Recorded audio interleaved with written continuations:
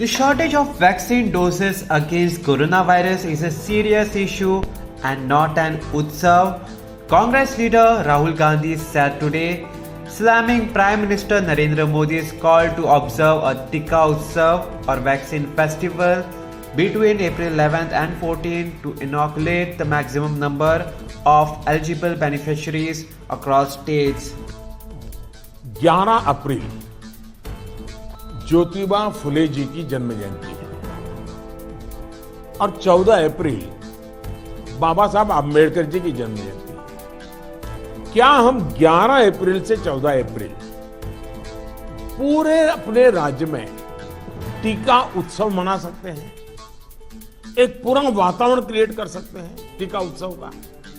एक विशेष अभियान चलाकर हम ज्यादा से ज्यादा एलिजिबल लोगों को वैक्सीनेट करें, जीरो वेस्टेज तय करें हम। 3-4 दिन जो है टीका उत्सव में जीरो वेस्टेज होगा। The Congress MP also questioned the government over export of vaccines at the time when vaccine centers in several states, including hardest hit Maharashtra, have been shutting early and turning people away as supplies run out. Many vaccination centers reported that they are running low on doses even as infections in the country rose at their fastest rate since the pandemic began. Amid the growing corona crisis, shortage of vaccine is a serious issue and not an utsav. Is it right to export vaccines by putting the lives of countrymen at risk? The central government must help all states without any bias. We have to defeat this pandemic together, Mr. Gandhi tweeted in Hindi. During his meeting with chief ministers on Thursday, PM Modi referred to the ongoing row over vaccination between the Union Health Ministry and the Maharashtra government, sending a clear and categorical message that he does not endorse any kind of political blame game while fighting this pandemic. शुरू में जब corona की खबरें आने लगी तो हमारे यहाँ कंपटीशन होने लगी।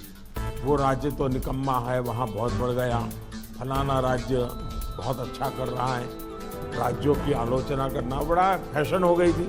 तो पहली मीटिंग में मैंने आप सबसे कहा था कि संख्या बढ़ने से आप जरा भी चिंता मत कीजिए, उसके कारण आपका परफॉर्मेंस बुरा है, प्रेशर में मत रहिए, आप टेस्टिंग पर बल दीजिए। और वो बात मैं आज भी कह रहा हूँ, संख्या ज़्यादा है इसलिए आप गलत कर रहे हैं, ये सोचने की ज़रूरत नहीं है। आप टेस्टिंग ज़्यादा करते हैं, उसके कारण पॉजिटिव केस नज़र आते हैं, लेकिन बाहर निकलने का रास्ता वही है। और जो आलोचना करने वाले हैं, थोड़े दिन आलोचना सुननी पड़ेगी, लेकिन रास्ता तो टेस्टिंग का ही है। टेस्टिंग के कारण आंकड़ा बड़ा आ जाता है, आने दीजिए। उसके कारण कोई राज्य अच्छा है, कोई राज्य बुरा है, ऐसा मूल्यांकन का तरीका ठीक नहीं है। और इसलिए मेरा आपका आग्रह है कि इस प्रेशर से बाहर निकल जाइए, टेस्टिंग को बल दीजिए। भले पॉजिटिव केस ज़्यादा आते हैं, आने दीजिए, लेकिन उसी का तो हम उपाय कर पाएंगे। और हमारी टारगेट 70%, 70% RT-PCR टेस्ट करने का है।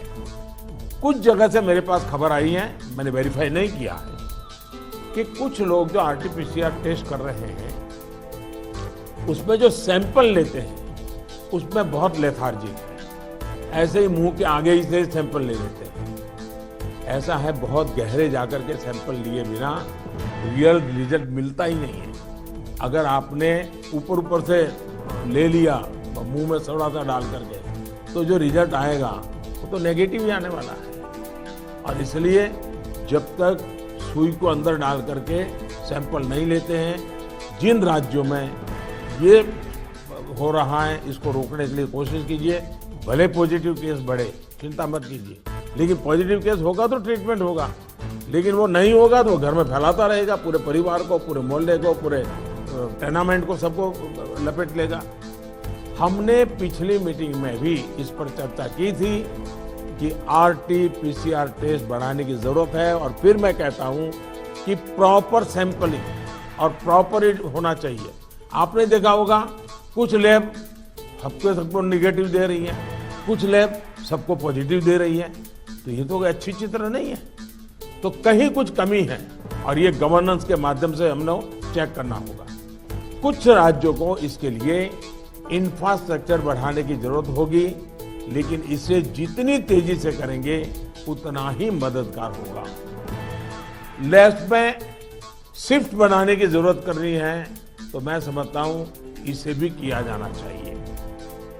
साथ ही मैंने जैसे पारण में कहा, कंटेनमेंट जोन्स में टेस्टिंग पर हमें बहुत बल, जिस कंटेनमेंट जोन तय करें उसमें एक भी व्यक्ति टेस्टिंग के बिना रहना नहीं चाहिए। आप देखिए, आपको परिणाम फटाफट मिलना शुरू हो जाएगा।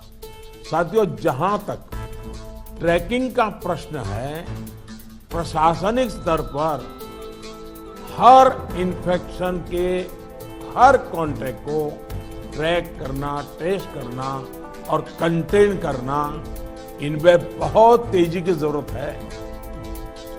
72 आवर्स में कम से कम 30 कॉन्टैक्ट ट्रेसिंग से हमारा टारगेट कम नहीं होना चाहिए। एक व्यक्ति का खबर आया तो उसके 30 संबंधित लोगों जो भी मिले हैं उसको हमने करना ही पड़ेगा। कंटेनमेंट जोन की भी सीमाएं स्पष्ट होनी चाहिए, वेग नहीं होना चाहिए। पूरे के मोहल्ले, इलाके के इलाके, ऐसा मत करो। अगर 2 फ्लैट हैं, एक इमारत में 6 मंजिला है, तो फिर उतनों को ही करो। बगल का टावर है, उसको बाद में देखो। अदरवाइज क्या होगा कि हम सब के सब सरल मार्ग यही है कि मेहनत कम पड़ती है, ये कर दो। उस दिशा में मत जाइए। आप सब इस दिशा में सक्रिय हैं, बस हमारी सतर्कता में कोई कमी नहीं आनी चाहिए, यही मेरा आग्रह रहेगा। हमें ये सुनिश्चित करना है कि कोविड फटीग के चलते जमीन तक जाते जाते प्रयासों में सुस्ती किसी भी प्रकार से नहीं आने देनी है। कई राज्यों में कॉन्टैक्ट ट्रेसिंग को पीरियोडिकली क्रॉस चेक करने के लिए भी टीम्स बनाकर काम किया है। इसके अच्छे नतीजे मिले हैं। हम सबको ये भी अनुभव है कि जहां कंटेनमेंट जोन में हेल्थ मिनिस्ट्री की एसओपीज का, और मैं मानता हूं ये एसओपी बड़े अनुभव से तैयार हुई है और समय समय पर उसको अपग्रेड किया गया है, उस एसओपी का प्रभावी पालन हो रहा है, वहां बहुत अच्छी सफलता मिल रही है। इसलिए मेरा ये सुझाव जरूर होगा कि इस और विशेष ध्यान दिया जाए। साथियों, हमने चर्चाओं के दौरान अभी मोर्टालिटी रेट पर चिंता जताई। ये कम से कम रहे, इन पर भी हमें बहुत जोर देना है। और उसका मूल कारण यही है कि वो रूटीन लाइफ जीता है, मामूली बीमारी है सब मान लेता है, पूरे परिवार में फैला देता है और फिर एक स्थिति बिगड़ने के बाद अस्पताल तक आता है, फिर टेस्टिंग होता है और तब चीजें हमारे हाथ से निकल जाती है। हमारे पास हर हॉस्टल में डेथ एनालिसिस की जानकारी होनी चाहिए।